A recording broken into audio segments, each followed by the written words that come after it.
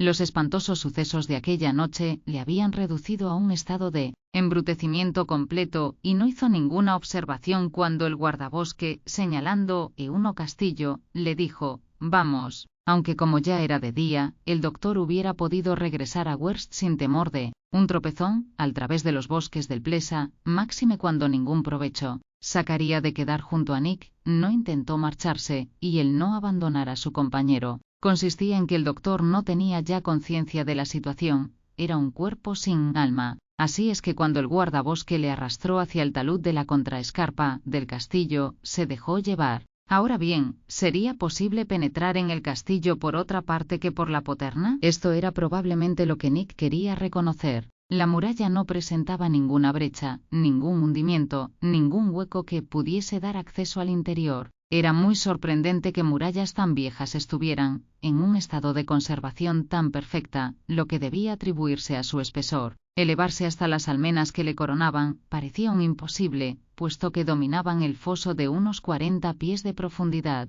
Parecía, pues, que Nick Deck, en el momento de acercarse al castillo de los Cárpatos, iba a encontrarse con obstáculos insuperables. Afortunadamente, o desgraciadamente para él, existía por debajo de la poterna una especie de tronera, o más bien un hueco, por el que en otro tiempo asomaba la boca de una culebrina, sirviéndose de una de las cadenas del puente levadizo que pendía hasta el suelo. No sería muy difícil para un hombre ágil y vigoroso subir hasta aquella hendidura. Su anchura era suficiente para dar paso, y a menos que en la parte interior tuviese una reja, Nick Deck llegaría sin duda a pasar al interior del castillo. Desde luego comprendió el guardabosque que no había otro medio más practicable, y he aquí por qué, seguido del inconsciente doctor, descendió por la parte interna de la contraescarpa. Llegaron al fondo del foso sembrado de piedras, entre el follaje de las plantas salvajes. No era posible saber dónde se ponía el pie, y si bajo aquellas hierbas húmedas hormigueaban millares de bichos venenosos. En medio del foso, y paralelo a la muralla, corría el cauce de la antigua cuneta, ahora casi seca, y que se podía franquear fácilmente de un solo salto. Como Nick Deck no había perdido nada de su energía física y moral, obraba con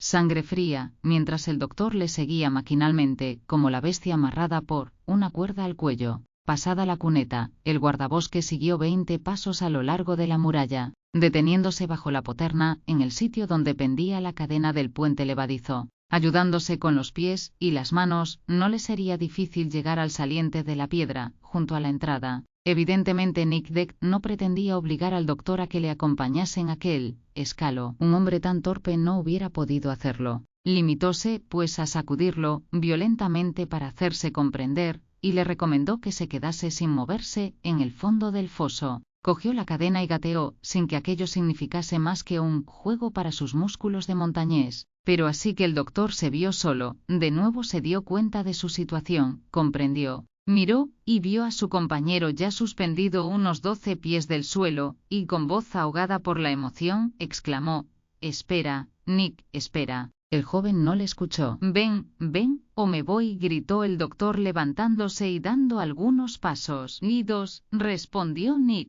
y continuó subiendo por la meseta. El doctor Patak, en el paroxismo del espanto, quiso volver a tomar la meseta de Orgal y seguir a toda prisa el camino de Werst. Mas, oh prodigio, después del cual no eran nada los de la noche anterior, el doctor no puede moverse, sus pies permanecen quietos, como si estuvieran sujetos con tenazas. Podía levantar un pie después de otro.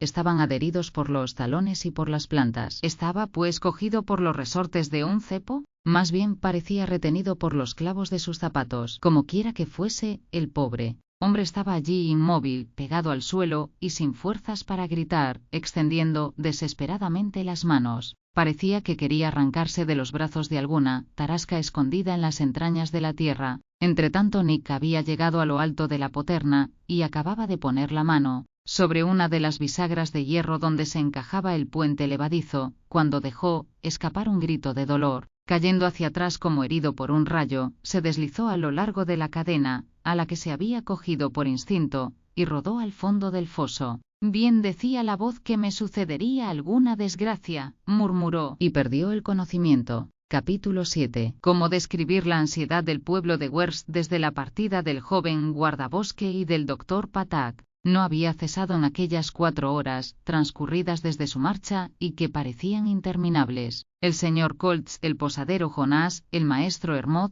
y algunos otros más, no habían abandonado su puesto sobre el terraplén. Todos se obstinaban en observar la lejana masa del castillo, y todos miraban si reaparecía alguna sombra por encima del torreón. No se veía humo alguno, lo que fue comprobado mediante el anteojo, invariablemente enfocado en aquella dirección. Decididamente los 2 florines gastados en la adquisición del aparato eran dinero bien empleado. Jamás el Elviro, muy interesado y guardador de su bolsa, había encontrado menos pena por un gasto semejante. A las 12:30, cuando Frick regresó de apacentar su ganado, se le interrogó. Evidentemente, ¿había algo nuevo, extraordinario, sobrenatural? Frick respondió que acababa de reconocer el valle del Silbalaco sin haber visto nada sospechoso. Después de comer, hacia las 2, cada uno regresó a su puesto de observación. Nadie hubiera pensado en quedarse en casa, y sobre todo, nadie pensaba en poner los pies en el figón del rey Matías, donde se habían oído aquellas voces combinatorias. Que las paredes oigan, pase, puesto que esto es hasta una locución usual, pero que hablen. El digno comerciante podía tener el temor de que su posada fuese puesta en cuarentena, lo que no dejaba de preocuparle un poco. Se vería en la necesidad de cerrar su tienda y de beberse él solo lo que contenía, por falta de parroquianos. Tanto con el objeto de despertar confianza a la población de Werst, había procedido a una larga investigación del rey Matías, registrando las habitaciones hasta las camas, inspeccionando los baúles y el aparador, y explorando minuciosamente los rincones del salón, de la cueva y del granero, donde algún malintencionado hubiera podido realizar aquella mixtificación. En nada tampoco por la parte de la fachada que dominaba al norte y al oeste. Las ventanas eran muy altas para que fuese posible subirse hasta ellas por una muralla tallada a pico, y cuyo cimiento se sumergía en el curso impetuoso del torrente. No importa. El miedo no razona, y mucho tiempo pasaría sin duda antes que los habituales parroquianos de Jonás volvieran su confianza a su posada y su raquiu. ¿Mucho tiempo? Ya se verá que este triste pronóstico no había de realizarse. En efecto, algunos días después, y a consecuencia de una circunstancia muy imprevista, los notables del pueblo iban a reanudar sus conferencias cotidianas, entremezcladas de abundantes libaciones, en la sala del rey Matías. Más preciso es volver al joven guardabosque y a su compañero el doctor Patak. Corno se recordará, en el momento de abandonar a Werst, Nick Deck había prometido a la desolada Miriota no tardar mucho en su visita al castillo de los Cárpatos, de no sucederle ninguna desgracia, de no realizarse las amenazas fulminadas contra él, contaba estar de vuelta en las primeras horas de la noche. Se le esperaba, pues, ¿y con qué impaciencia? Ninguno, ni la joven, ni su padre, ni el maestro de escuela, podían prever que las dificultades del camino impidieron al guardabosque llegar a la cresta de Orgal antes de cerrar la noche. De aquí que la inquietud, ya viva durante el día, pasó de toda medida cuando dieron las 8 las campanas de Vulcano, que se oían distintamente en Werst. ¿Qué había pasado a Nick Deck y al doctor, que no volvían después de todo un día de ausencia? Nadie, por lo tanto, pensaba en regresar a su casa antes que ellos estuviesen de vuelta. A cada momento se imaginaba verles asomar volviendo del camino en el ensanche de la garganta de la sierra. El señor Colts y su hija habían ido a la extremidad de la calle, al sitio donde el pastor había sido puesto de centinela. Muchas veces creyeron ver unas sombras dibujarse a lo lejos por entre los huecos de los árboles. Pura ilusión. La garganta de la sierra estaba desierta, como de costumbre, pues era raro que las gentes de la frontera quisieran aventurarse por allí durante la noche. Era martes, el martes de los genios maléficos, y en este día los transilvanos no andan por gusto por el campo después de la puesta del sol. Preciso era que Nick Deck fuese loco para haber escogido semejante día para visitar el castillo. La verdad es que ni el guardabosque ni nadie, además del pueblo, había pensado en semejante cosa, pero Miriota pensaba entonces en ello. Qué espantosas imágenes acudían a su mente. Con la imaginación, había seguido a su novio, hora por hora, al través de aquellos espesos bosques del Plesa, en tanto que él subía hacia la meseta de Orgal. Y ahora, la noche llegada, parecíale que le veía en la muralla, procurando escapar a los espíritus que habitaban el castillo de los Cárpatos. Había llegado a ser el juguete de sus maleficios. Era la víctima destinada a su venganza. Estaba preso en el fondo de algún subterráneo, tal vez muerto. ¿Qué no hubiera dado la pobre muchacha por lanzarse sobre las huellas de Nick Deck? Ya que esto era imposible, hubiera querido permanecer toda la noche en el sitio que queda indicado, pero su padre le obligó a regresar, y después de dejar en observación al pastor, ambos volvieron a su casa. Una vez sola en su pequeña alcoba, Miriota derramó abundantes lágrimas. Amaba, con todo su corazón, a Nick Deck, siendo su amor aún más lleno de reconocimiento, porque el guardabosque no le había buscado en las condiciones en que se deciden ordinariamente los matrimonios en estos lugares transilvánicos, por cierto, de un modo bien extraño. Cada año en la festividad de San Pedro se celebra la Feria de los Novios. En este día se reúnen todas las jóvenes del distrito. Vienen en sus más hermosas calesas, tiradas por sus mejores caballos, y trayendo su dote, es decir, sus vestidos, hilados, cosidos y bordados por sus manos, encerrados en cofres de brillantes colores. Familias, amigos y vecinos les acompañan. Entonces vienen los jóvenes, vestidos con magníficos trajes, ceñidos de bandas de seda, recorren la feria pavoneándose, buscan la joven que más les agrada, le entregan un anillo y un pañuelo en señal de esponsal, y los matrimonios se hacen al regresar de la fiesta. Nicolás Deck no había encontrado a Miriota en una de estas fiestas. Sus relaciones no habían nacido del azar. Se conocían desde la infancia y se amaban desde que tuvieron edad para amarse. El guardabosque no había ido a buscar a su prometida en medio de la subasta de la feria, lo que era un placer para Miriota. ¿Por qué era Nick Deck de un carácter tan resuelto, tan tenaz, tan empeñado en cumplir una promesa imprudente? Él la amaba, bien lo sabía, la amaba, y sin embargo, ella no había tenido bastante influencia para impedirle ir a aquel maldito castillo. ¿Qué noche pasó la triste Miriota entre zozobras y lágrimas? No había querido acostarse. Puesta a la ventana, con la mirada fija en el camino ascendente, te parecía oír una voz que murmuraba: Nicolás Deck no ha hecho caso de las amenazas. Miriota no tiene novio. Pero esto era un error de sus sentidos trastornados. Ninguna voz llegaba en el silencio de la noche. El fenómeno de la sala del rey Matías no se producía en la casa del señor Coldis. Al alborear el siguiente día, la población de Werst estaba en pie. Desde el terraplén hasta la vuelta de la garganta de la sierra, unos subían y otros bajaban el camino, aquellos para pedir noticias, estos para darlas. Se decía que el pastor Frick acababa de ser encontrado adelante, a un cuarto de milla del pueblo, no al través de los bosques del Plesa, sino siguiendo su orilla, cosa que no había hecho sin motivo. Esperando pues, y a fin de comunicarse más pronto con él, el señor Colts, Miriota y Jonas fueron a la extremidad del pueblo. Media hora después se vio al pastor a algunos centenares de pasos, y en lo alto del camino no parecía esforzarse en llegar presto, lo cual se tuvo como mal augurio. «¿Y bien, Frick, qué sabes, qué has visto?», le preguntó el señor Colts cuando el pastor se reunió a ellos. «Nada sé, nada he visto», respondió Frick. «Nada», murmuró la joven, cuyos ojos se llenaron de lágrimas. «Al amanecer», continuó el pastor, «vi a una media milla de aquí, dos hombres que creí fueran Nick y el doctor, pero no eran». «¿Sabes quiénes son esos hombres?», preguntó Jonas. «Dos viajeros que acababan de atravesar la frontera valaca». «¿Les has hablado?». «Sí». ¿Bajan al pueblo?». «No, se han dirigido hacia Retiezat, a cuya cima quieren llegar». «¿Son dos turistas?». «Tienen aspecto de serlo, señor Colts». «Y esta noche, atravesando la garganta del vulcano, ¿no han visto nada hacia el castillo?».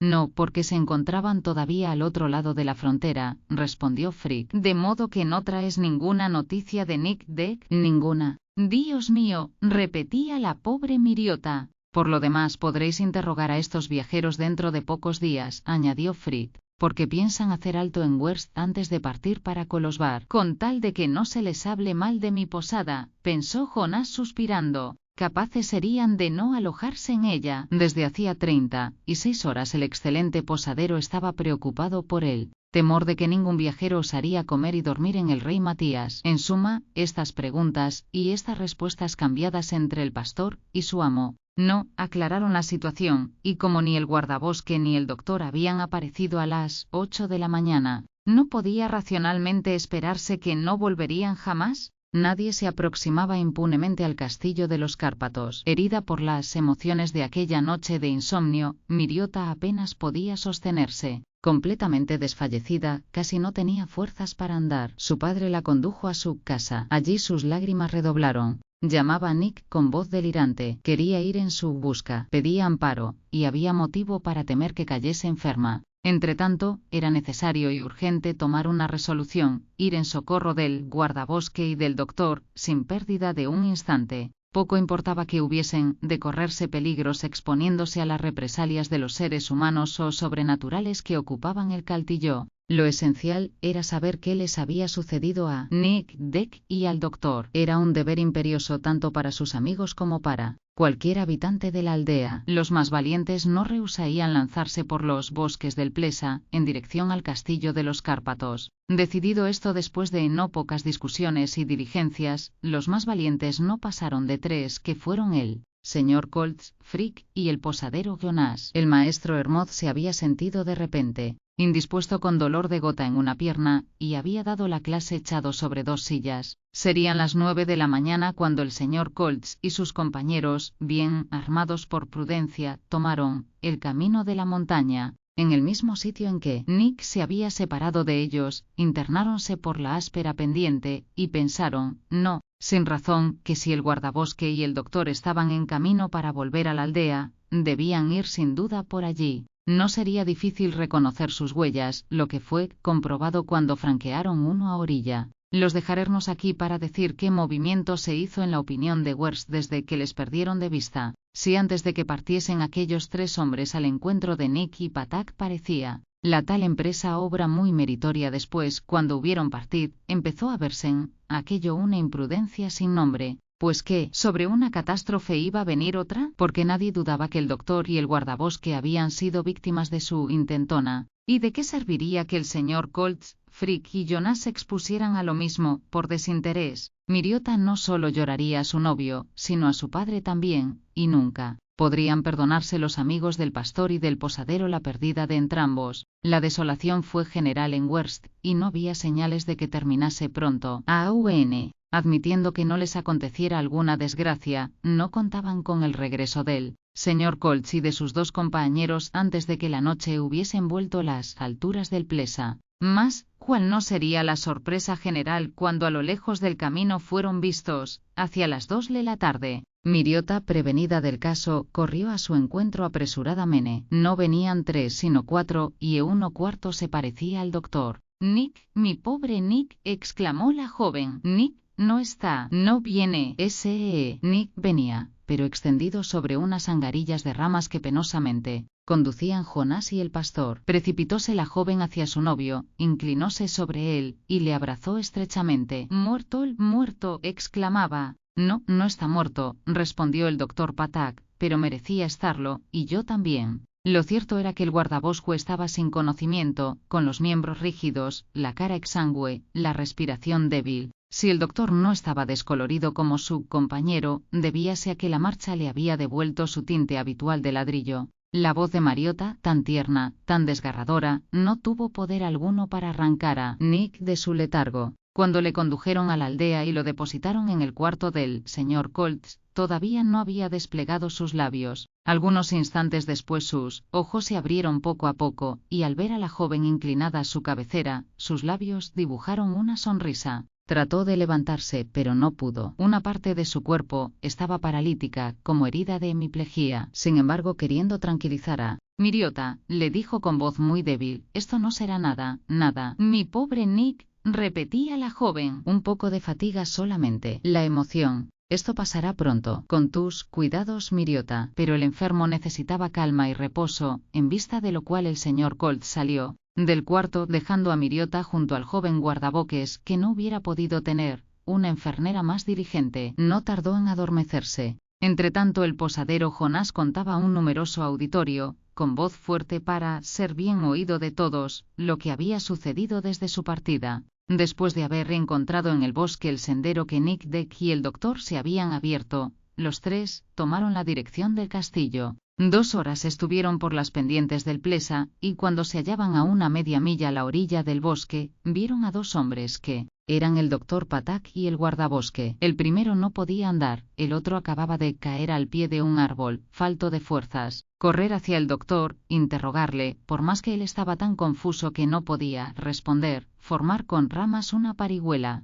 colocando en ella Nic Deck, y volver a poner a Patak en disposición de andar, todo fue obra de un instante. Después el señor Colts y el pastor, que se relevaban en la conducción de la parihuela, tomaron el camino de Werst. En cuanto a saber por qué Nic Deck se encontraba en semejante estado, y si había o no penetrado en las ruinas del castillo, cosas eran que el posadero ignoraba, así como él, señor Colts y el pastor Frick, puesto que el doctor no se hallaba en disposición de satisfacer su curiosidad, pero preciso era que Patak hablase. ¿Qué diablo? En la aldea, rodeado de sus amigos y clientes, estaría seguro. No había que temer ya nada de los seres del castillo, y, aunque le hubiesen estos arrancado el juramento de guardar silencio acerca de lo que había visto en el castillo de los Cárpatos, el interés público le demandaba que faltase a su juramento. Vamos, tranquilizaos, doctor, le dijo el señor Colts. Ordenad vuestros recuerdos. ¿Queréis que hable? En nombre de los habitantes de Werst, y para asegurar la tranquilidad de la aldea, yo os lo ordeno.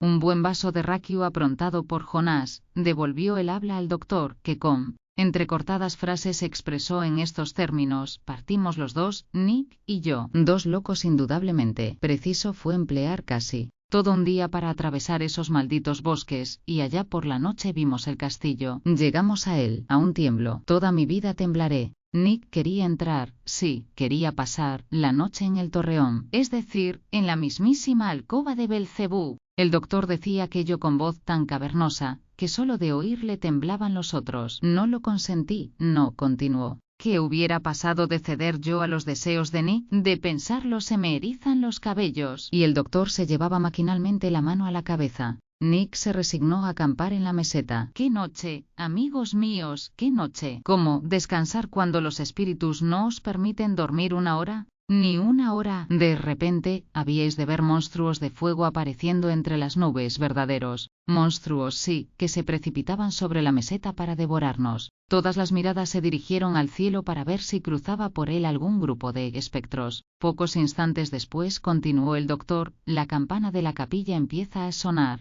Todos los oídos escucharon atentamente, y más de uno creyó percibir los tañidos de la campana del castillo. Tanto impresionaba al auditorio aquel relato. De pronto, espantosos rugidos llenan el espacio. Eran más bien aullidos de fieras. Luego, una claridad sale de las ventanas del torreón. Infernal llamarada ilumina toda la planicie hasta el bosque de abetos. Nick Deck y yo nos miramos. ¡Oh, espantosa visión! Parecíamos 2 cadáveres, uno enfrente del otro, que temblaban bajo aquellas luces violáceas.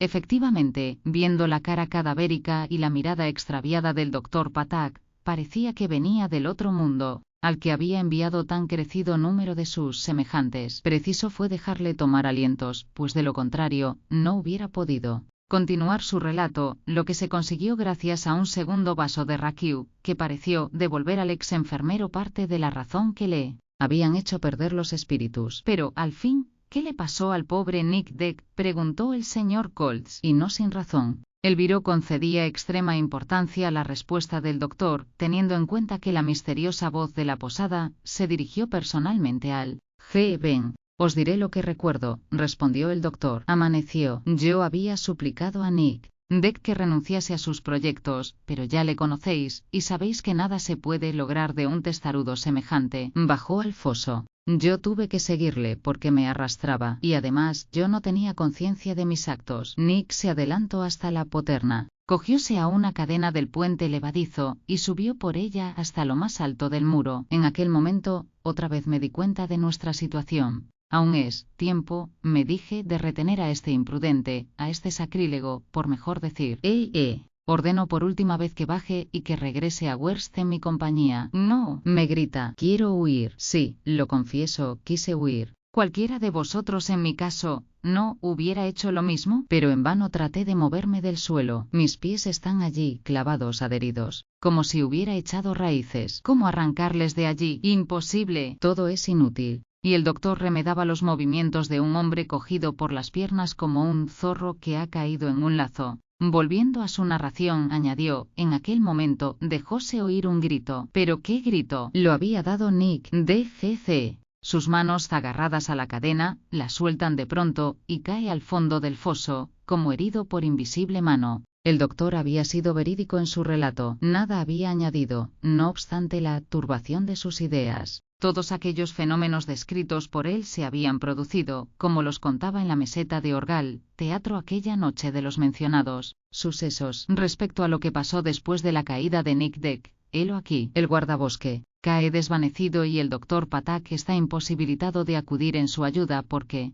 sus botas permanecen clavadas en el suelo y sus pies, hinchados, no pueden salir de ellas. De repente cesa la invisible fuerza que le retiene, y ya libre, se precipita hacia su compañero, y oh prodigio de valor en aquel hombre. Sumerge su pañuelo en el agua de la mesete y humedece la cara de Nick Deck. Recobra el joven el conocimiento, mas su brazo izquierdo y una parte de su cuerpo quedan inertes después de la horrible sacudida experimentada por él. Ayudado por el doctor, consigue levantarse y remontando el camino de la contraescarpa, vuelven a la meseta, ponerse en camino, hacia la aldea. Después de una hora de marcha, los dolores que sufre Nick en el brazo y en el costado son tan violentos que le obligan a detenerse y precisamente en él. Momento en que el doctor se disponía a ir a Werst en busca de auxilios, se encontraron al señor Colts, con As y Frick, que habían llegado tan a punto. Respecto a decir si era grave la lesión del joven, el doctor Patuk evitaba afirmar nada.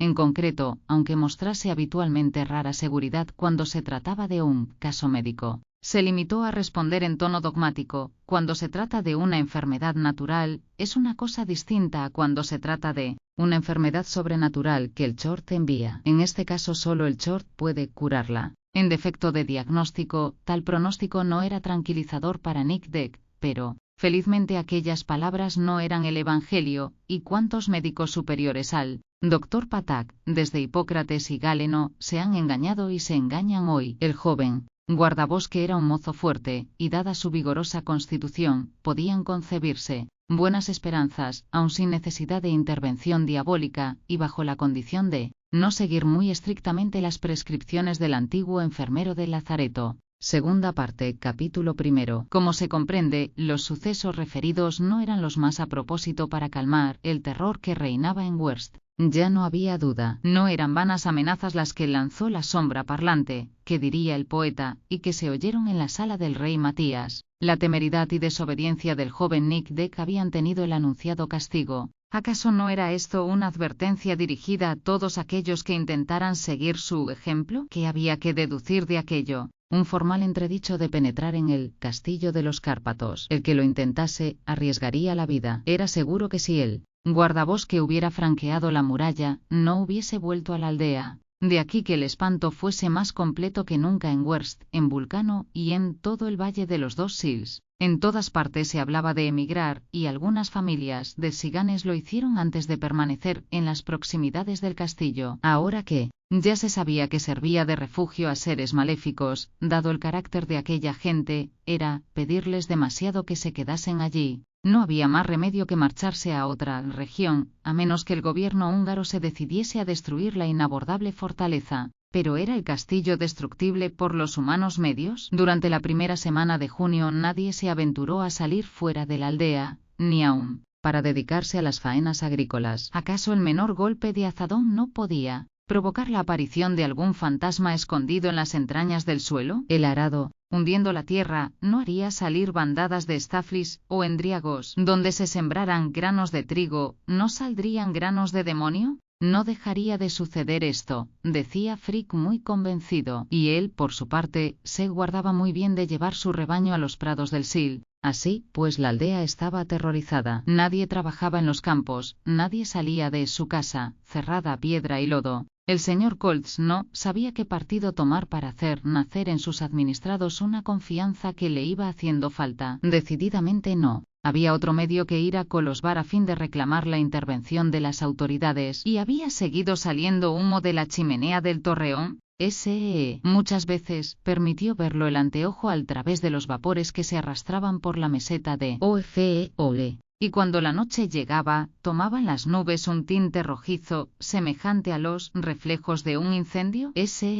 Parecía que volutas inflamadas revoloteaban sobre el castillo, y los mugidos que habían aterrorizado al doctor Patak se propagaban al través de los bosques del Plesa, con espanto de los habitantes de Werst. Sí, o por lo menos, a pesar de la distancia, los vientos de S0 llevaban terribles gruñidos, que en la montaña repercutían los ecos de la garganta. No era esto solo, sino que según decían los consternados habitantes, agitábase el suelo con trepidaciones subterráneas, como si un antiguo cráter reviviese en la cordillera de los Cárpatos. Pero ¿acaso habría buena parte de exageración en lo que los naturales de Werst creían ver, oír y sentir? Como quiera que fuese, se habían producido hechos tangibles positivos, y no había medio de vivir en un país tan extraordinariamente transformado. No hay para qué decir que la posada del rey Matías continuaba desierta, más abandonada que Lazareto en tiempo de epidemia. Nadie hubiese tenido la audacia de franquear sus umbrales, y Jonás se preguntaba si, falto de parroquianos, no se vería obligado a cesar en el comercio, cuando la llegada de 2 viajeros vino a modificar aquel estado de cosas. En la noche del 9 de junio, y a eso de las 8, el picaporte de la puerta fue levantado desde fuera, mas el cerrojo echado por dentro impidió que se abriera.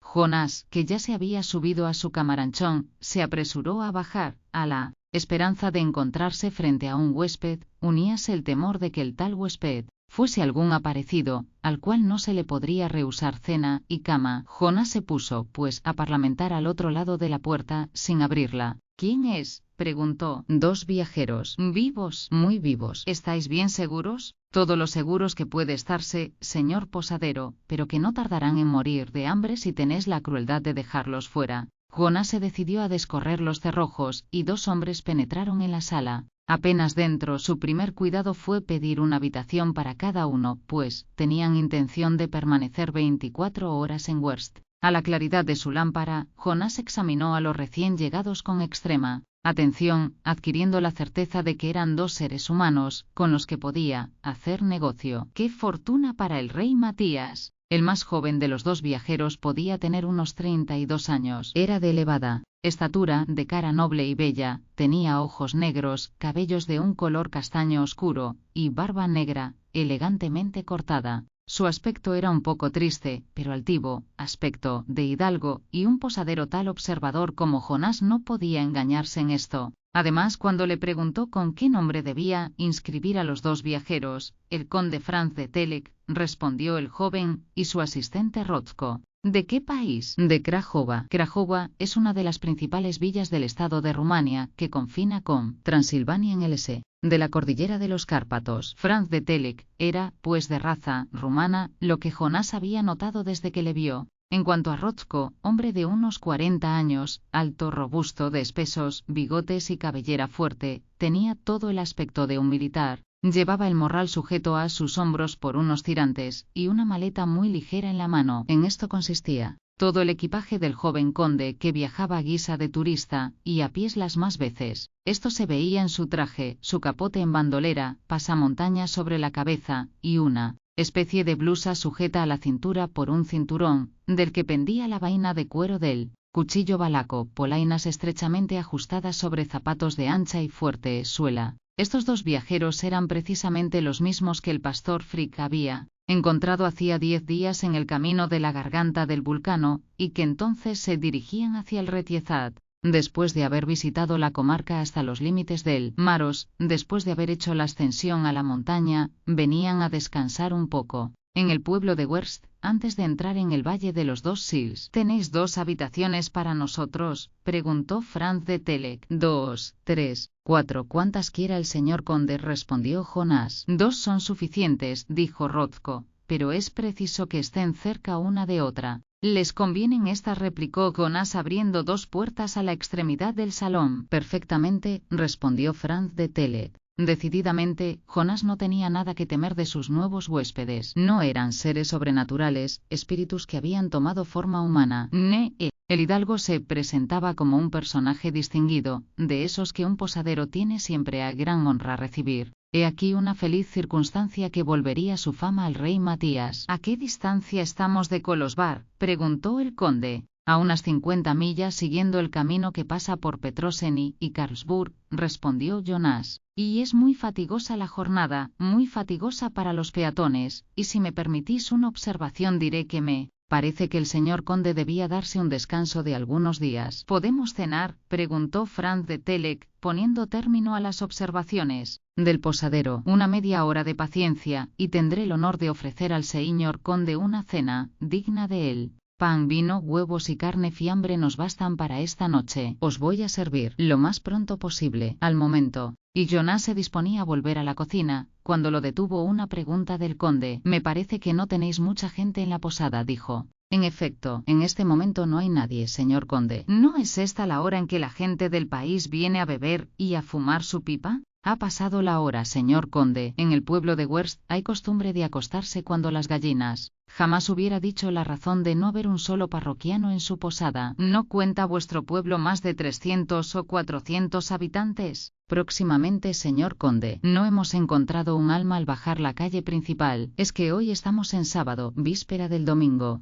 Afortunadamente para Jonas, que no sabía ya qué responder, Franz de Telek no insistió. Por nada del mundo se hubiera decidido el posadero a presentar la situación, como era. Los extranjeros no lo sabrían hasta lo más tarde posible, y era de temer que abandonasen una aldea tan justamente sospechosa. Con tal que la voz no empiece a murmurar en el salón mientras cenan, pensaba Jonas poniendo la mesa. Algunos instantes después, la sencilla cena que había pedido el conde estaba servida sobre un mantel muy blanco. Sentóse Franz de Telek y Rothko enfrente de él, según costumbre cuando viajaban. Cenaron ambos con buen apetito, y acabada la cena se retiraron a sus habitaciones. Como durante la cena el conde y Rothko no habían cruzado 10 palabras, no pudo Jonas mezclarse en su conversación con vivo disgusto. Franz de Telek parecía poco comunicativo, y en cuanto a Rothko, después de haberle observado, comprendió él. Posadero que nada sacaría de uno en lo concerniente a la familia de su señor. Jonas, pues se había contentado con dar las buenas noches a sus huéspedes, pero, antes de subir a su habitación, recorrió el salón con la mirada,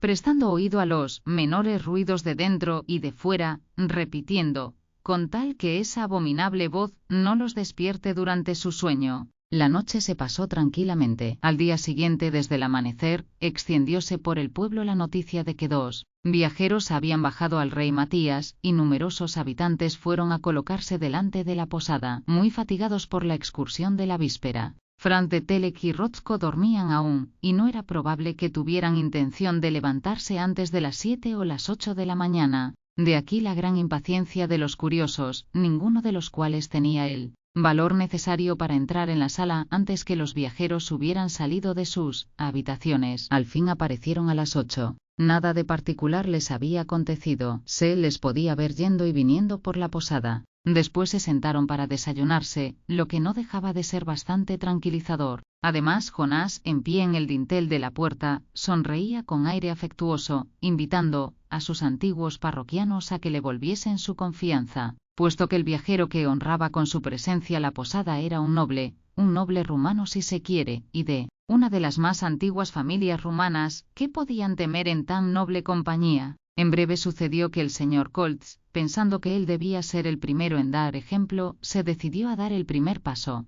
A eso de las 9 el viró entró en el salón, algo perplejo. Pronto fue seguido por él maestro Hermod, por 3 o 4 transilvanos y por el pastor Frick. En cuanto al doctor Patak, había sido imposible decidirle a que les acompañase. Poner los pies en casa de Jonas, había respondido, aunque me pagase 10 florines por la visita. Conviene advertir una cosa que no deja de tener importancia. Si el señor Kaltz había consentido en volver a entrar en el rey Matías, no era únicamente por satisfacer un sentimiento de curiosidad, ni por el deseo de ponerse en relaciones con el conde Franz de Telek. El interés entraba por mucho en aquella determinación. En efecto, en su cualidad de viajero, estaba obligado a pagar el pasaje por su criado y por él, y no se habrá olvidado que estas contribuciones iban directamente al bolsillo del primer magistrado de Werst. El viró hizo la reclamación en términos decorosos, y Franz de Telek, aunque un poco sorprendido de la petición, se apresuró a pagar los derechos. Rogó también al señor Koltz y al maestro que se sentaran un momento a su mesa. Ellos aceptaron, no pudiendo rehusar un ofrecimiento tan políticamente formulado. Jonás se apresuró a servir licores varios, los mejores de su cueva. Algunos vecinos de Werst pidieron entonces una ronda por su cuenta. Había pues motivo para creer que la antigua clientela, dispersa un instante, no tardaría en volver a tomar el camino del rey Matías. Después de haber pagado la contribución impuesta a los viajeros, Franz de Telek mostró deseos de saber si estos derechos producían mucho. No tanto como querríamos, señor conde, respondió el señor Koltz. ¿Acaso es raro que los extranjeros vengan a esta parte de Transilvania?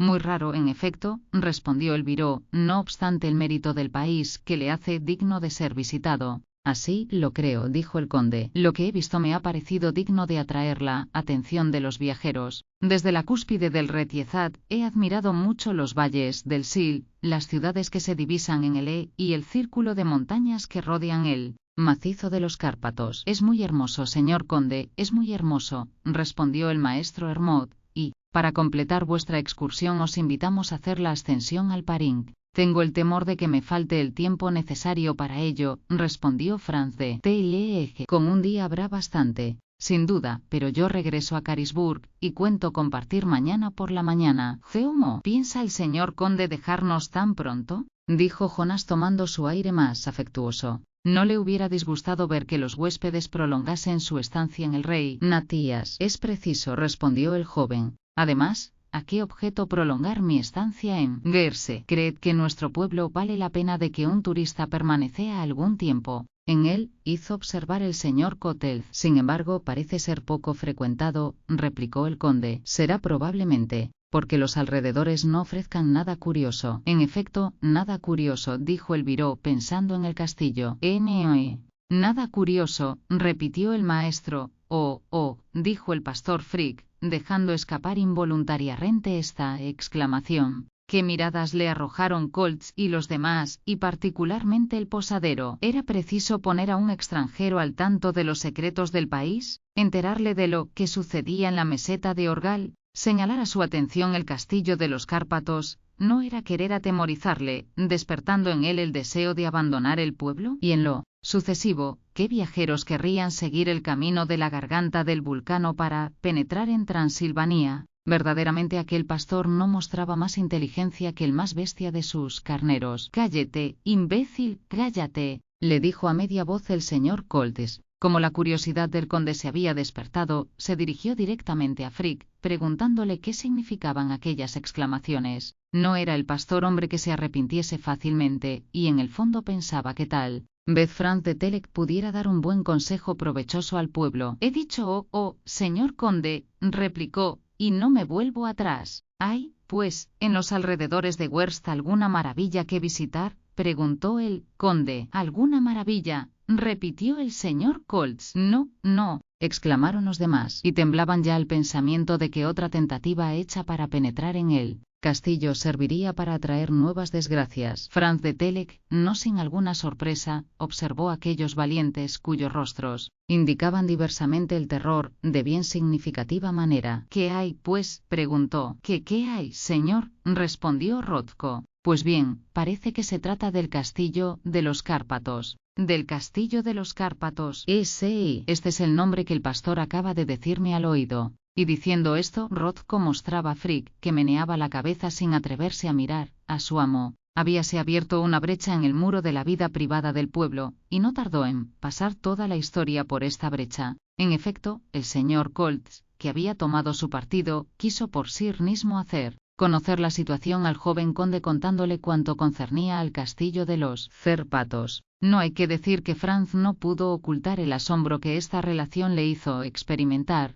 y las ideas que le sugirió, aunque medianamente instruido en materias científicas, como sucede entre los jóvenes de su condición, que viven en sus castillos, enterrados en el fondo de los campos valacos, era un hombre de buen sentido. No creía, pues, en apariciones, y las leyendas le causaban risa desde luego. Un castillo habitado por espíritus excitaba su incredulidad. Además, en todo lo que acababa de contar el Sir Colts, no había nada de maravilloso, sino únicamente algunos sucesos más o menos admisibles, a los que la gente de Wurst atribuía un origen sobrenatural. El humo del torreón, las campanas, lanzadas el vuelo, cosas eran que se podían explicar sencillamente. En cuanto a las fulguriciones y a los ruidos que salían de la muralla, eran efecto de la imaginación. Franz de Telek no se contuvo para decirlo y bromear de ello, con gran escándalo de sus oyentes. Pero, señor conde, le hizo observar el señor Colts, hay más todavía. ¿Y qué sé yo? Pues bien, que es imposible penetrar en el castillo de los Cárpatos. Verdaderamente, nuestro guardabosque y nuestro doctor han querido franquear las murallas hace algunos días en obsequio al pueblo, y han pagado cara su intentona. ¿Qué les ha sucedido?, preguntó Franz con tono bastante irónico. El señor Colts contó los detalles de la aventura de Nick y del doctor. De modo que cuando el doctor quiso salir del foso sus pies estaban fuertemente sujetos en el suelo, sin que pudiera dar un paso adelante. Ni adelante ni atrás, añadió Hermod. Lo habrá creído vuestro doctor, replicó Franz de Telek, y sería el miedo lo que le sujetaba por los talones. Sea señor conde, replicó el señor Colts. Pero Nick Deck ha sufrido una violenta sacudida cuando le ha puesto la mano sobre el herraje del puente levadizo. Habrá recibido algún fuerte golpe. Y tan fuerte, replicó el viró, que está en el lecho desde aquel día.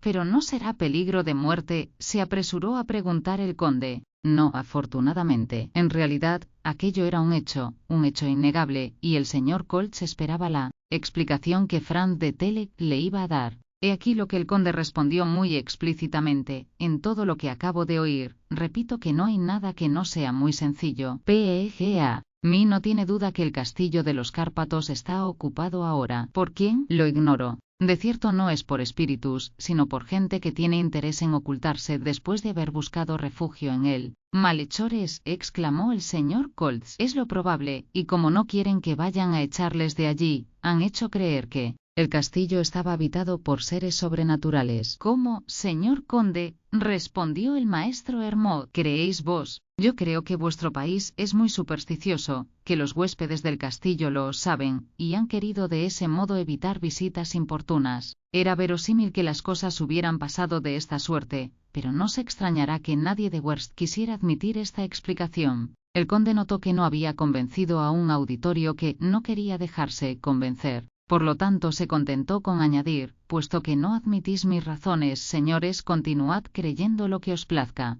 Respecto al castillo de los Cárpatos, creemos lo que hemos visto, señor conde, respondió el señor Colts. Y lo que es, añadió el maestro, sea, y verdaderamente lamento no poder disponer de 24 horas, pues, Rothko y yo iríamos a visitar vuestro famoso castillo, y os aseguro que bien pronto sabríamos a qué atenernos. ¿Visitar el castillo?, exclamó el señor Colts, sin vacilar, y ni el diablo en persona nos hubiera impedido franquear la muralla. Oyendo a Franz de Telek expresarse en términos tan categóricos e irónicos al mismo tiempo, sintieron todos un singular espanto. El tratar a los espíritus con tan poco respeto, ¿no podía atraer alguna catástrofe sobre el pueblo? ¿Acaso no oían los genios cuanto se decía en la posada del rey Matías? ¿Iba a resonar la voz por segunda vez en el salón? Y a este propósito el señor Colts advirtió al conde en qué condiciones él, guardabosque, había sido amenazado de un terrible castigo, si se empeñaba en querer penetrar en el castillo de los Cárpatos. Franz de Telek se contentó con encogerse de hombros, después se levantó diciendo que jamás se había podido oír, como pretendían, ninguna voz en aquella sala. Esto afirmó que no existía más que en la imaginación de los parroquianos, demasiado crédulos y un poco aficionados al Senaps del rey Matías. Entonces algunos se dirigieron hacia la puerta, poco dispuestos a estar más tiempo en un sitio en el que un joven escéptico osaba sostener semejantes palabras, pero Franz de Telek les detuvo con un gesto. Decididamente, señores, dijo, veo que el pueblo de Wurst está bajo el imperio del miedo. Y no sin razón, señor conde, respondió Colts. Pues bien, he aquí un medio para acabar con las maquinaciones que, según vosotros, pasan en el castillo de los Cárpatos. Pasado mañana estaré en Karlsburg, y si queréis prevendré a las autoridades de la ciudad. Se os enviará una compañía de gendarmes o de agentes de la policía, y os respondo que esos valientes penetrarán en el castillo. sea para cazar a los farsantes que se divierten con vuestra credulidad, sea para detener a los malhechores que preparan algún mal golpe. Nada más aceptable que esta proposición, y sin embargo, no fue del agrado de los notables de Werst. En su opinión, ni los gendarmes, ni la policía, ni el mismo ejército, podrían nada contra seres sobrehumanos, que sabrían defenderse con medios también sobrenaturales. Mas pienso ahora, señores, replicó entonces el conde, que todavía no me habéis dicho a quién pertenece o perteneció el castillo de los Cárpatos. A una antigua familia del país, la de los barones de Gortz, respondió el señor Koltz. La familia de Gortz, exclamó Franz de Tele. La misma. ¿A la que pertenece el barón Rodolfo? Sí, señor conde. ¿Y sabéis si ha venido? No. Hace muchos años que el barón no ha vuelto por el castillo. Franz de Telek se había puesto muy pálido, y maquinalmente repetía con voz alterada, Rodolfo de Gortz. Capítulo 2. La familia de los condes de Telek, una de las más antiguas e ilustres de Rumania, ya gozaba de gran prestigio mucho antes de que este país hubiese conquistado su independencia en los comienzos del siglo XIX. El apellido Telek figura en todas las peripecias políticas del mencionado país, y su historia hállase escrita en páginas gloriosas, menos afortunada en la actualidad que la famosa haya del castillo, que tenía 3 ramas. La familia de los Telek solo contaba con un vástago, que era el caballero que acabamos de ver llegar a Werst. Pasó Franz toda su infancia en el castillo patrimonial en que moraban el conde y la condesa de Telek. Gozaban los descendientes de aquella familia gran consideración en el país, donde hacían generoso empleo de su fortuna.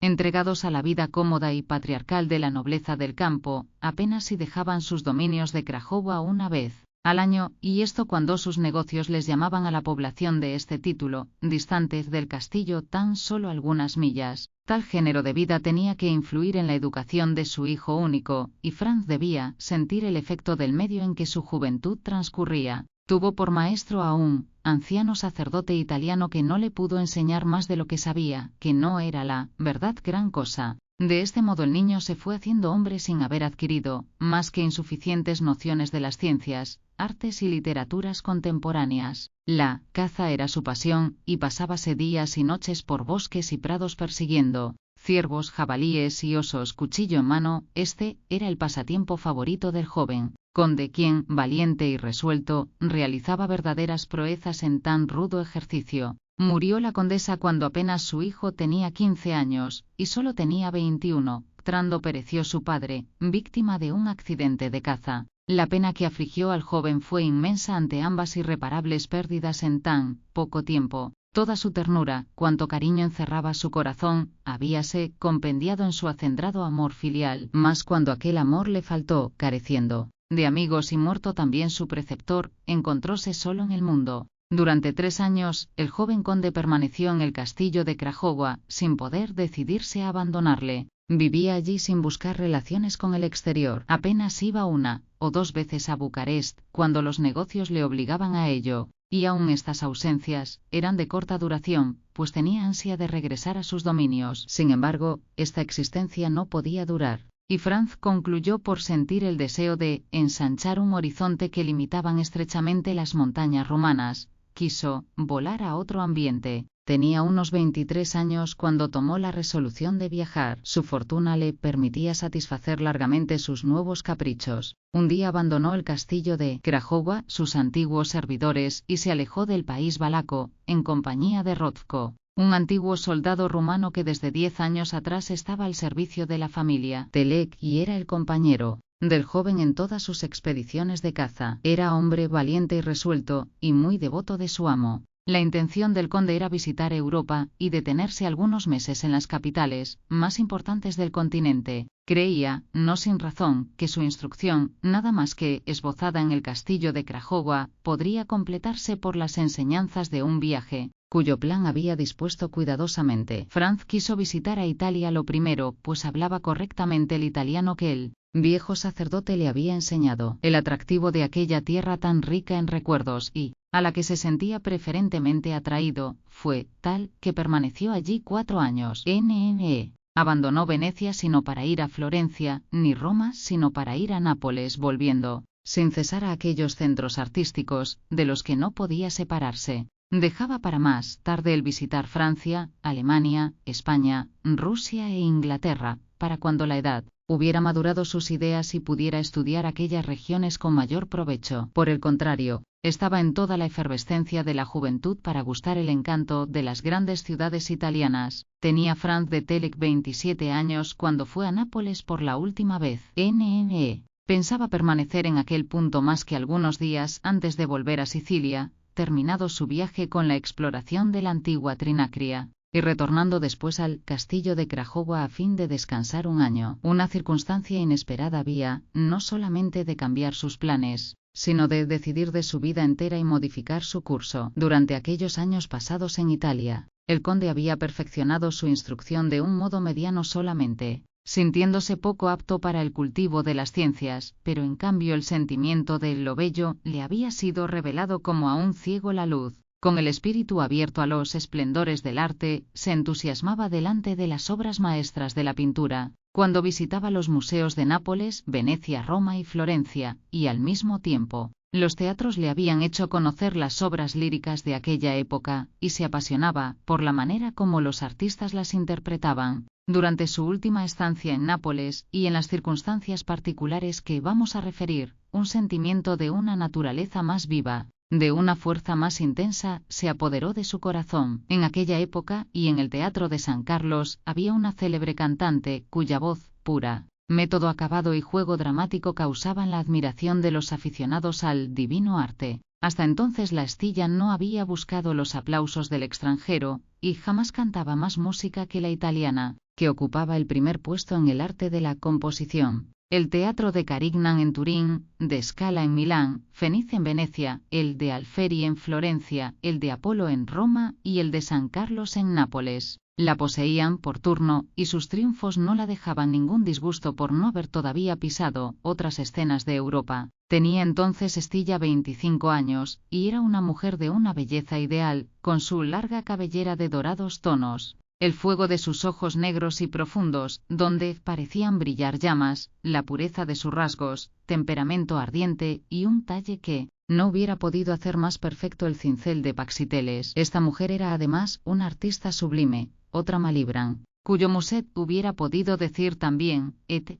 tes chants dans les cieux qu'emportaient la douleur. Y esta voz que el más querido de los poetas ha celebrado en sus inmortales estrofas, «Cete voix du coeur qui seu leau coeur arribe». Esta voz era la de Stilla en toda su inexplicable magnificencia. Sin embargo, esta incomparable primadona, que reproducía con tal perfección los acentos de la ternura, el fuego de las pasiones y los más poderosos sentimientos del alma, no había sentido, según se decía, estos efectos en su corazón. Jamás había amado, jamás sus ojos habían respondido a las 1000 miradas que la envolvían sobre la escena. Parecía no querer vivir más que en su arte y para su arte. Desde la primera vez que Franz vio a Stilla, sintió ese irresistible entusiasmo que es la esencia del primer amor. Renunció a su proyecto de abandonar Italia después de haber visitado Sicilia y resolvió quedarse en Nápoles hasta el fin de la temporada teatral, como si un invisible lazo, que él no podía romper, le hubiera sujetado a la cantante. Asistía a todas las representaciones, que el entusiasmo del público transformaba en verdaderos triunfos. Muchas veces, incapaz de dominar su pasión, había intentado acercarse a ella,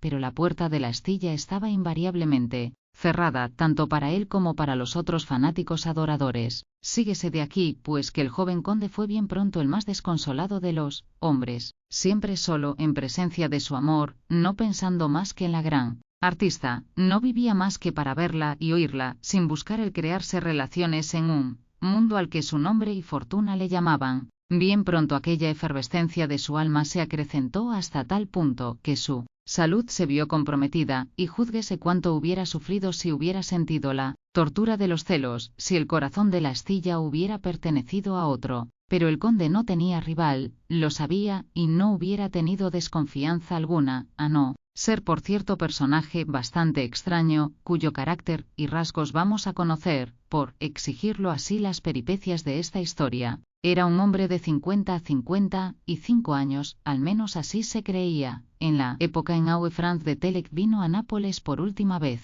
Este ser poco comunicativo parecía vivir fuera de las conveniencias sociales propias de las altas clases. Nada se sabía de su familia, de su estado actual, de su pasado. Se le encontraba hoy en Roma, mañana en Florencia, y, es preciso decirlo, según que la astilla estaba en Florencia o en Roma. En realidad no se le conocía más que una sola pasión, oír a la cantante de tan gran renombre, que ocupaba entonces el primer puesto en el arte del canto. Si Franz de Telek no vivía más que en el delirio de su idolatría por la astilla desde el día en que la había aplaudido, o por mejor decir, en que la había visto sobre la escena de Nápoles, hacía ya 6 años que el excéntrico aficionado se había unido a la cantante, pero muy diferente en esto al joven conde, no era la mujer, sino la voz lo que había llegado a ser una necesidad de su vida, necesidad tan imperiosa como la del aire que respiraba. Jamás había intentado verla fuera de la escena, jamás se había presentado en casa de la astilla, jamás le había escrito,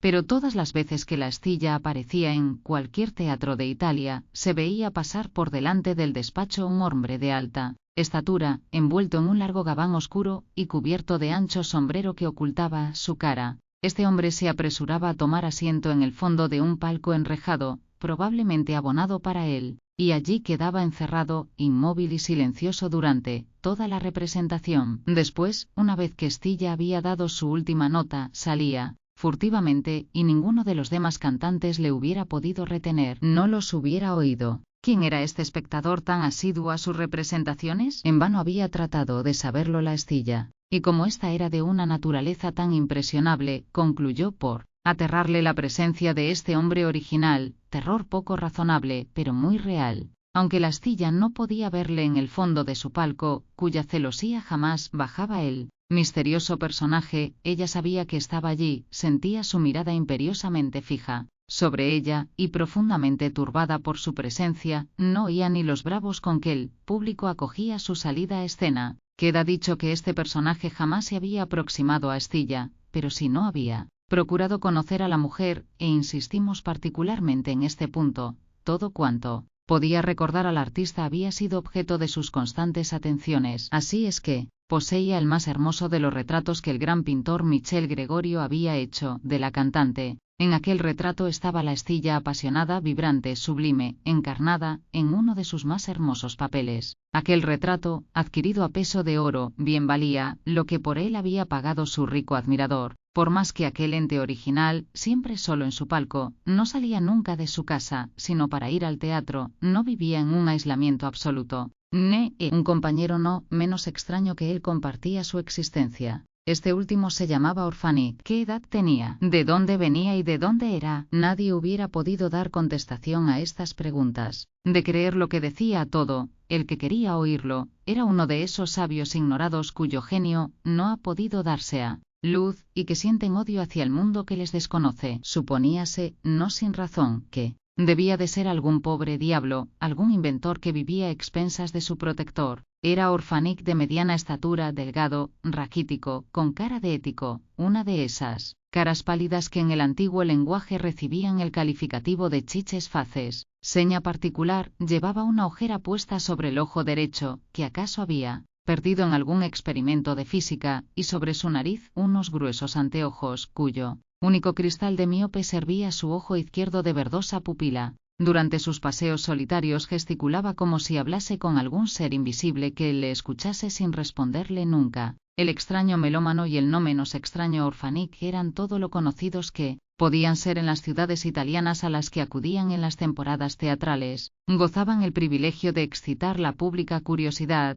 y por más que el admirador de la astilla hubiese rechazado siempre a los reporters y a sus indiscretas interviews, al cabo conocióse su nombre y su nacionalidad. Era de origen rumano y la primera vez que Franz de Telek preguntó cómo se llamaba, le respondieron, el barón Rodolfo de Gortz. Así estaban las cosas en la época en que el conde acababa de llegar a Nápoles. Hacía 2 meses que el Teatro de San Carlos contaba por llenos las representaciones, y el éxito de la astilla crecía cada noche. Jamás la artista se había mostrado tan admirable en el desempeño de los diversos papeles de su repertorio, jamás había obtenido ovaciones más entusiastas durante las representaciones, y en tanto que Franz ocupaba su butaca de orquesta, el barón de Gortz, oculto en el fondo del palco, quedábase absorto en aquel canto ideal, impregnándose de aquella voz divina, sin la que la vida le parecía imposible. Empezó a correr por Nápoles un rumor, al que el público rehusaba dar crédito, pero que acabó por alarmar al mundo diletante. Se decía que al terminar la temporada la Estilla iba a retirarse de la escena. En toda la posesión de su talento, en la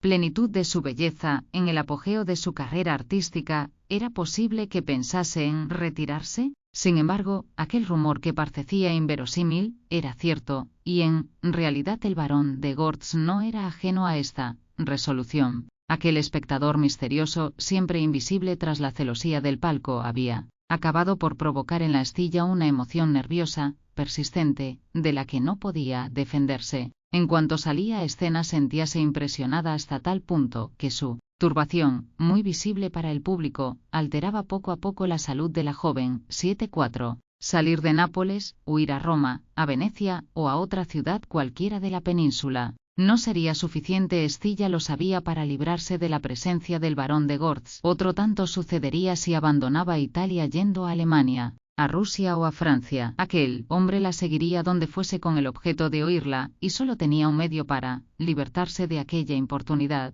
abandonar el teatro. Ahora bien, desde 2 meses ya, antes que el rumor de su retirada se hubiese extendido, Franz de Telek se había decidido a dar cerca de la cantante un paso cuyas consecuencias debían de traer desgraciadamente la más irreparable de las catástrofes. Libre de su persona y dueño de una fortuna, se había hecho admitir en casa de Estilla y le había ofrecido su mano y su título. La Estilla no ignoraba desde hacía tiempo los sentimientos que inspiraba al conde, y pensaba que cualquier mujer, aun de la más alta sociedad, se consideraría feliz, confiando su vida y felicidad a aquel caballero. Así que en la disposición de ánimo en que se encontraba, recibió la demanda con un agrado que no pudo ocultar. Sintióse amada con tal pasión, que consintió en ser la esposa del conde Telek, aun a costa de abandonar su carrera artística. La noticia era pues verdadera. En cuanto terminase la temporada en el Teatro de San Carlos, la Estilla no reaparecena en ningún teatro.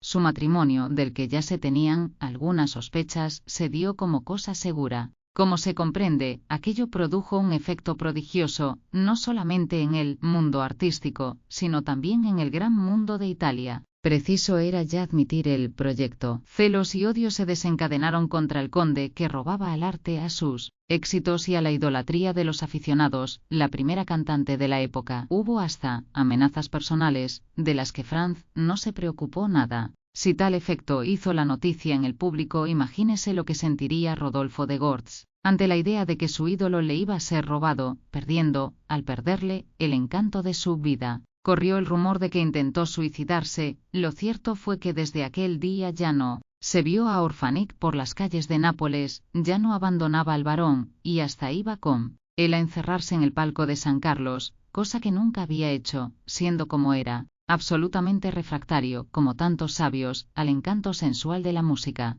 En tanto transcurría el tiempo, y la emoción iba a llegar a su colmo la noche en que la Estilla aparecería por última vez en escena. Iba a despedirse del público con el hermoso papel de Angélica en el Orlando, la obra maestra de Arconati. Aquella noche era el teatro muy pequeño para contener a los espectadores que se agolpaban a las puertas, quedando sin obtener localidad la mayor parte. Llegaron a temerse manifestaciones contra el conde de Telek, ya que no durante la representación, al menos cuando el telón bajase en el último acto de la ópera. El barón de Gortz ocupaba su palco, como de costumbre, y Orphanik le acompañaba. La Estilla apareció más emocionada que nunca. Rehízose, sin embargo, y abandonándose a su inspiración, cantó con una perfección, con un tan inefable talento, que no puede expresarse. El entusiasmo que causó a los espectadores llegó al delirio. Durante la representación, el conde permaneció de pie junto a la caja de bastidores, impaciente, nervioso, febril, pudiendo apenas contenerse,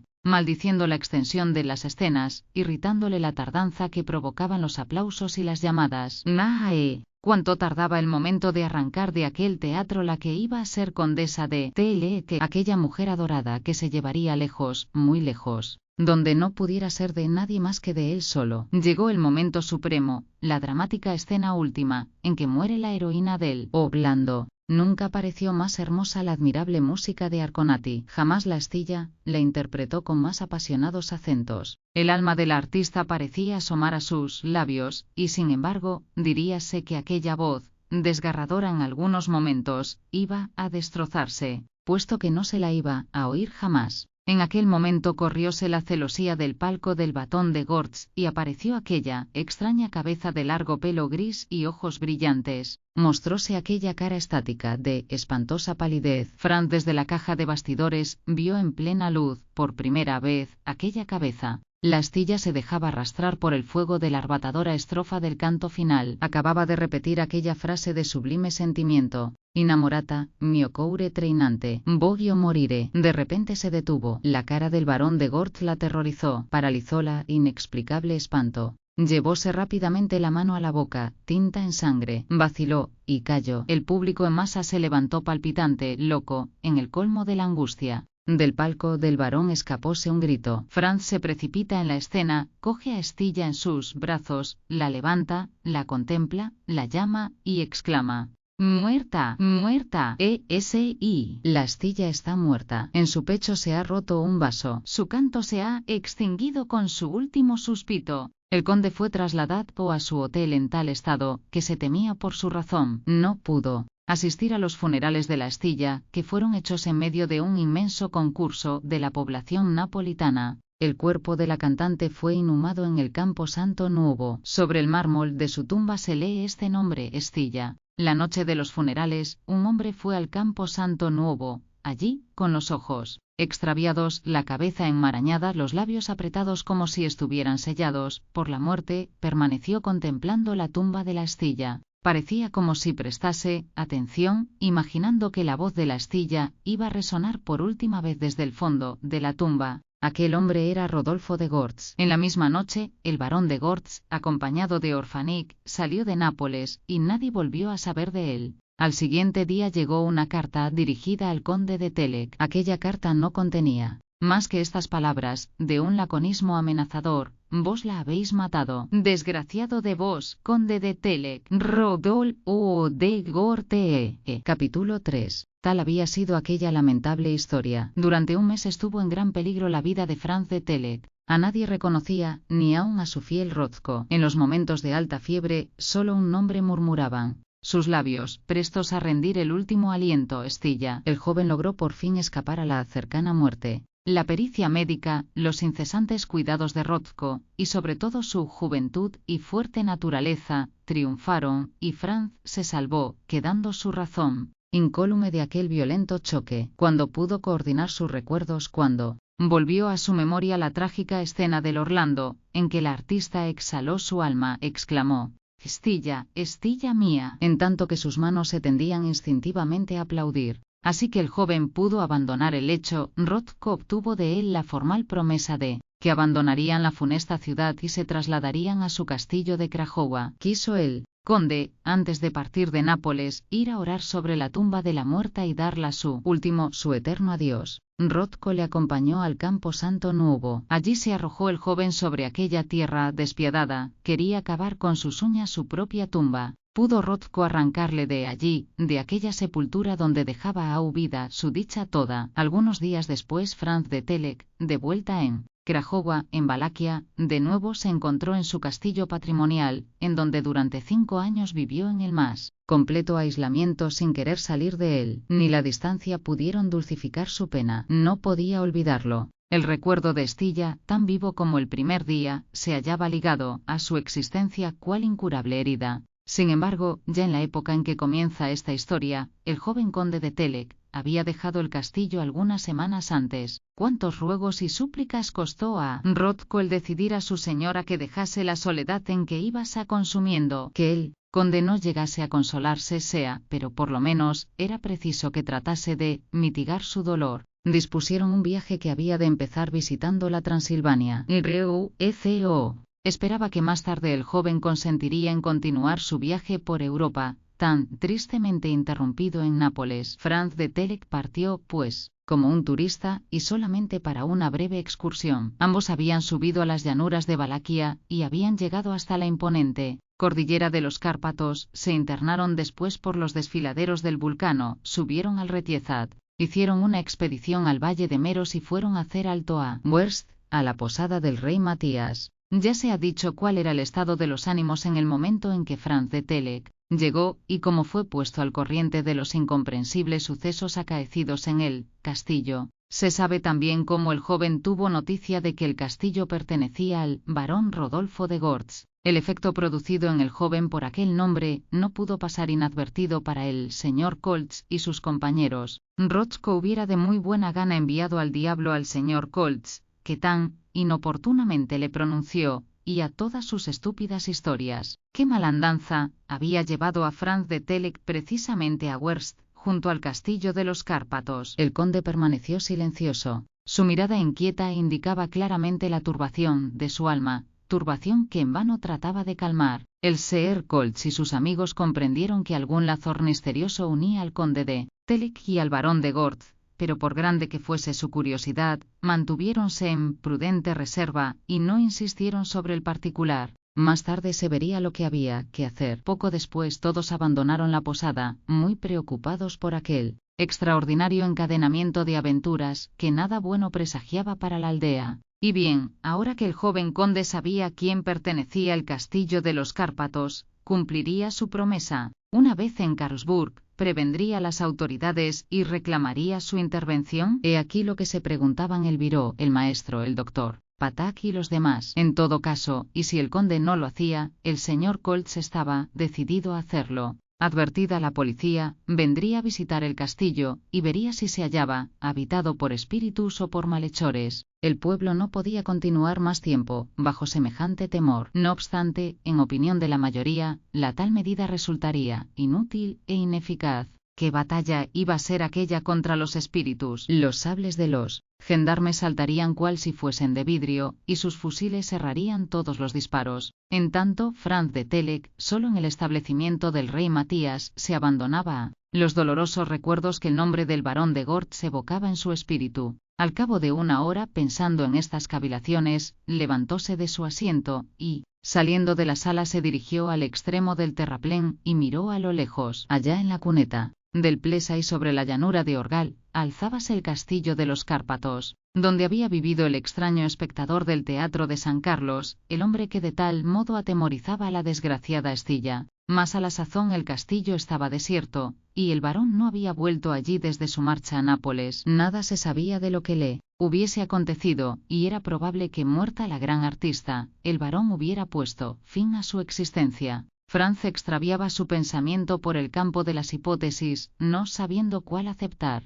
Por otra parte, la aventura del guardabosque Nick Deck no dejaba de preocuparle en cierto modo, y hubiérale complacido descubrir aquel misterio, aunque no fuese más que para tranquilizar a la población de Werst. Como el joven no dudaba que se habían refugiado en el castillo malhechores, decidió cumplir su promesa de sorprender los planes de aquellos falsos aparecidos, dando parte a la policía de Karlsburg. Sin embargo, antes de poner en práctica su idea, quiso Franz tener detalles más circunstanciados sobre el particular, y a este fin, lo más conveniente era dirigirse al propio guardabosque, razón por la cual, antes de volver a la posada, y a eso de las 3 de la tarde, se presentó en casa del Viró Koltz. Mostróse este muy honrado con la visita de un caballero de las prendas del conde de Telek, descendiente de noble familia rumana, al cual debería el pueblo haber recobrado la calma y su prosperidad, puesto que los turistas volverían a visitar el país, con lo que subirían los derechos de peaje, sin tener nada que temer de los genios maléficos del castillo de los Cárpatos, etc., etc. Mucho agradeció Franz de Telek los cumplidos del Viró, y le preguntó si había algún inconveniente en ser introducido en el cuarto de Nick Deck. Ninguno, señor conde, respondió el Viró. El valiente Nick mejora considerablemente, y no tardará en volver a su oficio. Y añadió, dirigiéndose a su hija que acababa de entrar en la sala, ¿no es verdad, Miriota? Dios haga que así sea, padre, respondió Miriota con voz conmovida. Franz quedó encantado del afectuoso saludo que le hizo la joven, y viéndola todavía inquieta por el estado de su prometido, se apresuró a pedirle algunas explicaciones con este motivo. Según tengo entendido, dijo, ¿no ha sido grave la dolencia de Nick? No, señor conde. Y que el cielo sea bendito. ¿Tenéis en Werst buen médico? Dijo el señor Colts, un tono poco favorable para el antiguo enfermero del lazareto. Tenemos al doctor Patak, respondió Miriota. ¿El que acompañó a Nick al castillo de los Cárpatos? Sí, señor conde. Señorita Miriota, dijo entonces Franz. En interés suyo, desearía ver vuestro novio, y obtener algunos detalles más precisos acerca de su aventura. Se apresurará a dároslos, aunque aún está algo fatigado. Bah, yo no abusaré, señorita Miriota, no haré nada que pueda perjudicar a Nick. Lo sé, señor conde. ¿Cuándo se efectuará vuestro matrimonio? Dentro de 15 días, respondió Elviro. Entonces tendré un gran placer en asistir, si el señor Coltes tiene a bien el invitarme. Señor conde, tal honor. Dentro de 15 días, convenido. Y estoy seguro que estará ya curado, y que podrá dar un paseo con su linda prometida. Dios le proteja, señor conde, respondió Miriota ruborizándose. Y en este momento su encantadora cara expresaba una ansiedad tan visible que Franz le preguntó la causa. Sí, que Dios le proteja, respondió Miriota, pues al intentar penetrar en el castillo de los Cárpatos, a pesar de la prohibición, Nick ha irritado a los genios, y quién sabe si estos no le atormentarán toda la vida. Señorita Miriota. Ya les meteremos en cintura, os lo prometo, respondió F.E.N.S. Y no sucederá nada a mi pobre Nick, nada, y gracias a los agentes de la policía, se podrá visitar el castillo dentro de algunos días, con tanta seguridad como la plaza de Wurst. El conde, juzgando inoportuno discutir la cuestión de lo sobrenatural delante de espíritus tan preocupados, rogó a Miriota le condujera al cuarto del guardabosque, lo que la joven se apresuró a hacer, dejando a Franz solo con su novio. Nick Deck sabía ya la llegada de los dos viajeros a la posada del rey Matías. Estaba sentado en un viejo sillón muy ancho, y se levantó para recibir al visitante. Apenas se resentía ya de la parálisis que le había acometido, se encontraba en estado de responder a las preguntas de Telek. Señor Deck, dijo Franz después de haber estrechado amistosamente la mano del joven, ante todo os preguntaré si creéis en la presencia de seres maléficos en el castillo de los Cárpatos. Me veo obligado a creerlos, señor conde, respondió Nick. ¿Y serían ellos los que os impidieron franquear la muralla del castillo? No lo dudo. ¿Y por qué queréis decirlo? Porque si no había genios, no tiene explicación lo que me ha sucedido. ¿Queréis hacerme la merced de contarme, sin omitir nada, lo que os sucedió en vuestra tentativa? Con mucho gusto, señor conde. Y Nick Deck refirió detalladamente lo que se le pedía, con lo que confirmó los hechos, que habían llegado a conocimiento de Franz en su conversación con los parroquianos del rey Matías, hechos a los que el conde daba, como se sabe, una explicación puramente natural. En suma, los sucesos de aquella noche de aventura se explicaban fácilmente si los seres humanos o maléficos que ocupaban el castillo poseían la máquina capaz de producir aquellos efectos fantásticos. Respecto a la singular pretensión del doctor Patak de haberse sentido sujeto al suelo por una fuerza invisible, se podía sostener que el dicho doctor había sido juguete de una ilusión. Lo que parecía más verosímil era que las piernas del doctor habían quedado paralizadas, porque él estaba loco de espanto, y esto fue lo que Franz dijo al guardabosque. ¿Cómo, señor conde? Respondió este. En el momento mismo en que el doctor quería huir, ¿iban las piernas de este poltrón a negarse a andar? Convendréis en que esto no es posible. Pues bien, replicó Franz, admitamos que sus pies estaban cogidos en algún lazo que probablemente estaba oculto bajo la hierba, en el fondo del foso. Cuando los lazos se aprietan, respondió el guardabosque, hieren cruelmente, y si examináis las carnes y las piernas del doctor, no encontraréis señal de herida alguna. Vuestra observación es justa, Nick Deck, y sin embargo, creedme, si es verdad que el doctor no podía separarse del suelo, era que sus pies estaban sujetos por un lazo. Y yo os pregunto ahora, señor conde, ¿cómo este lazo pudo abrirse por sí mismo, para dejar en libertad al doctor? Franz se vio muy apurado para responder. Además, señor conde, replicó el guardabosque, yo os concedo lo que queráis en lo que concierne al doctor Patak. Después de todo, nada puedo afirmar de lo que no sé, por mí mismo. Sí, dejemos al valiente doctor, y hablemos de lo que os pasó, a vos, Nick Deck. Lo que me pasó es bien claro. No hay duda de que yo recibí una fuerte sacudida, y de una manera que no es natural. ¿No hay en vuestro cuerpo ninguna señal de herida? Preguntó Franz. Ninguna, señor conde. Y sin embargo, fui atacado con una violencia formidable. ¿Fue en el momento en que habíais puesto la mano sobre la bisagra del puente levadizo? Sí, señor conde. Y apenas le había tocado, quedé como paralítico. Afortunadamente, mi mano no había soltado la cadena que tenía asida, y me deslicé hasta el fondo del foso, donde el doctor me encontró sin conocimiento. Franz sacudió la cabeza, como hombre cuya incredulidad persistiese ante aquellas explicaciones. Veamos, señor conde, replicó Nick, lo que yo os he contado no ha sido un sueño, y, si durante 8 días he permanecido extendido todo a lo largo sobre este lecho sin poder hacer uso ni de brazos ni de piernas, no será razonable decir que me he imaginado todo esto. No lo pretendo, y es bien seguro que habéis recibido una conmoción brutal. ¿Brutal y diabólica? No. En esto es en lo que diferimos, Nick Deck, respondió el conde. ¿Creéis haber sido golpeado por un ser sobrenatural? Y yo no lo creo, por la razón de que no hay seres sobrenaturales ni maléficos ni benéficos. Entonces, ¿queréis explicar el porqué de lo que me ha sucedido? No puedo aún, pero estad seguro de que todo se explicará de la manera más sencilla. Dios lo quiera, respondió el guardabosque. Decidme, preguntó Franz, ¿ese castillo ha pertenecido siempre a la familia Dieulf? Sí, señor conde, y le pertenece aún, aunque el último descendiente, el barón Rodolfo, ha desaparecido, sin que jamás se haya podido tener noticias suyas. ¿Y en qué época fue esta desaparición? Hará unos 20 años. ¿20 años? Sí, señor conde. Un día el barón Rodolfo abandonó el castillo, cuyo último servidor murió algunos meses después de su partida, y no ha vuelto. ¿Y desde entonces nadie ha puesto los pies en el castillo? Nadie. ¿Y qué se cree en el país? Se cree que el barón Rodolfo ha debido morir en el extranjero poco tiempo después de su desaparición. Se engañan, Nick Deck, el barón vivía todavía, hace 5 años al menos. ¿Vivía, señor conde? Sí, en Italia, en Nápoles. ¿Le habéis visto? Le he visto. ¿Y desde hace 5 años? No he oído hablar de él. El joven guardabosque quedó pensativo, acometido de una idea que dudaba en formular. Decidióse, al fin, y levantando la cabeza y frunciendo el ceño, dijo: no es de suponer, señor conde, que el barón Rodolfo de Gortz haya vuelto al país con la intención de encerrarse en el castillo. 1.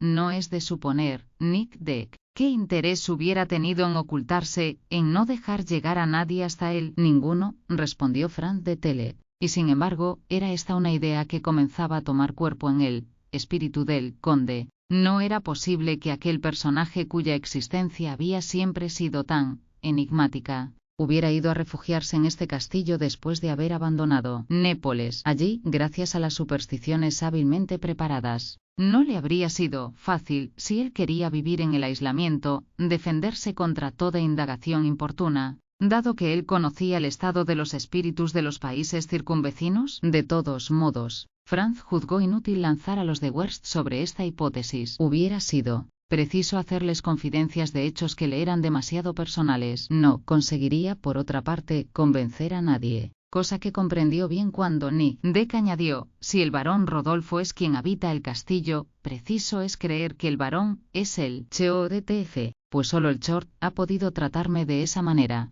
Deseoso de no continuar sobre este terreno, Franz cambió el curso de la conversación. Después de haber empleado todos los medios a fin de tranquilizar al guardabosque sobre las consecuencias de su tentativa, obtuvo de él la promesa de que no la renovaría. No era este asunto suyo, sino de las autoridades, y los agentes de la policía de Karlsburg sabrían descubrir el misterio del castillo de los Cárpatos. El conde despidióse entonces de Nick Deck, haciéndole la expresa recomendación de que se curara lo más pronto posible, a fin de no retardar su matrimonio con la linda Miriota, al que él prometía asistir. Absorto en sus reflexiones, Franz regresó al rey Matías, y no salió en el resto del día. A las 6 Jonás le sirvió la comida en el salón, por una loable reserva. Ni el señor Koltz ni otro alguno del pueblo fue a turbar la soledad del conde. Hacia las 8, Rothko le dijo a este: ¿no me necesitáis, señor? No, Rothko. Entonces me voy a fumar mi pipa al terraplén. Puedes ir. Medio acostado en su sillón, Franz se absorbió de nuevo en sus pasadas reflexiones. Estaba en Nápoles, delirante la última representación en el Teatro de San Carlos. Volvió a ver al barón de Gortz en el momento en que por primera vez este había aparecido, asomando la cabeza por el palco y fijando sus miradas ardientes sobre la artista, cual si la hubiese querido fascinar. Después el pensamiento del conde fuese aquella carta, firmada por el extraño personaje que lo acusaba a él, a Franz, de haber matado a la Estilla.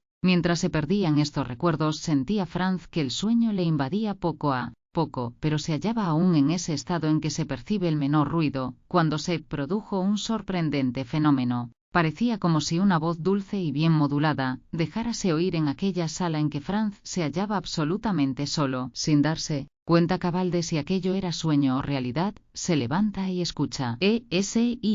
Diríase que una boca se ha aproximado a su oído y que unos labios dejan escapar la armoniosa melodía de Stefano, inspirada en estas palabras: Nel giardino mille fiori, andiamo mia cuore. Franz conocía esta romanza de inefable suavidad. Aquella romanza la cantó la Estilla en el concierto que dio en el Teatro de San Carlos, antes de su función de despedida. Inconscientemente fascinado, se abandonó Franz al encanto de oír aquella voz una vez más. La frase termina y la voz, que va extinguiéndose poco a poco, se apaga con la última de la romanza. Pero Franz ha sacudido su letargo, se incorpora bruscamente, retiene su respiración para no perder el más lejano eco de aquella voz que penetra hasta su corazón. Todo está en silencio dentro y fuera. Su voz, murmura, sí, era su voz, la voz que tanto amé. Después, volviendo al sentimiento de la realidad, dormí y soñé, dijo. Capítulo 4. Al día siguiente el conde despertóse al alba, con el ánimo turbado aún por las visiones de la pasada noche.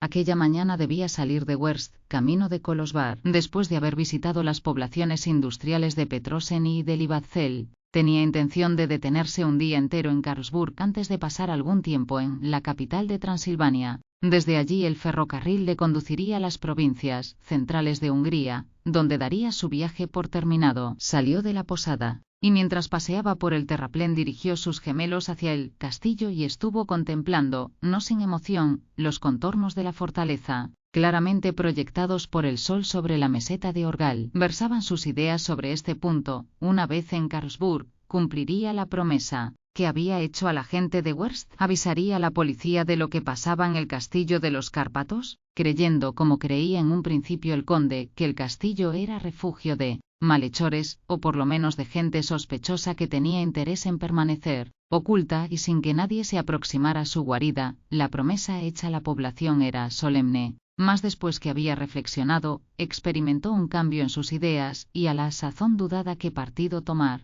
5 años hacía que nadie había vuelto a saber lo que hubiera sido del último descendiente de la familia de Gortz. Corrió muy válido el rumor de que el barón Rodolfo había muerto algún tiempo después de su salida de Nápoles. Mas, ¿era esto cierto? ¿Qué pruebas había de su muerte? ¿Acaso vivía el barón de Gortz? Y si vivía, ¿por qué no había vuelto al castillo de sus antepasados? ¿Acaso Orfanik, si único acompañante, aquel extraño físico, no sería el autor de los fenómenos que mantenían el espanto en la comarca? Esto precisamente era lo que estaba pensando Franz. Hay que convenir en que tal hipótesis parecía muy admisible, pues si el barón Rodolfo y Orfanik habían buscado refugio en el castillo, lo natural era que hubieran querido hacerse inabordables, a fin de vivir aislados, conforme a sus hábitos y caracteres. Y de ser así, ¿qué conducta debía seguir el conde? ¿Era conveniente que tratase de intervenir en la vida privada del barón de Gortz? Hallábase el conde pesando el pro y el contra de la cuestión, cuando Rothko fue a reunirse con él en el terraplén.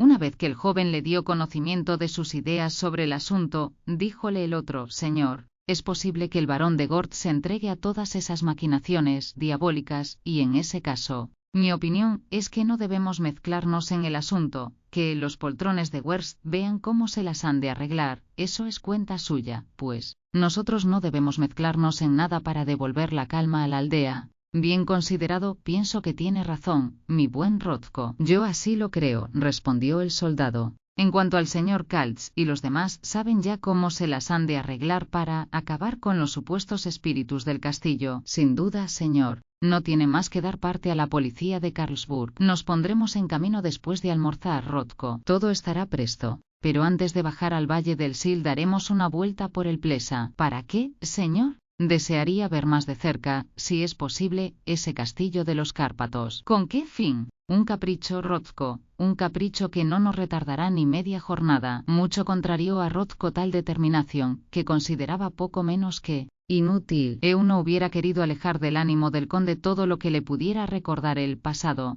pero aquella vez fue en vano, chocó contra la inflexible resolución de su amo. La causa de esto era que Franz sentíase atraído hacia el castillo como por una influencia irresistible. Acaso sin que él se diese cuenta de ello, uníase aquella atracción al ensueño en el que había oído la voz de Stilla murmurando la sentida melodía de Stefano.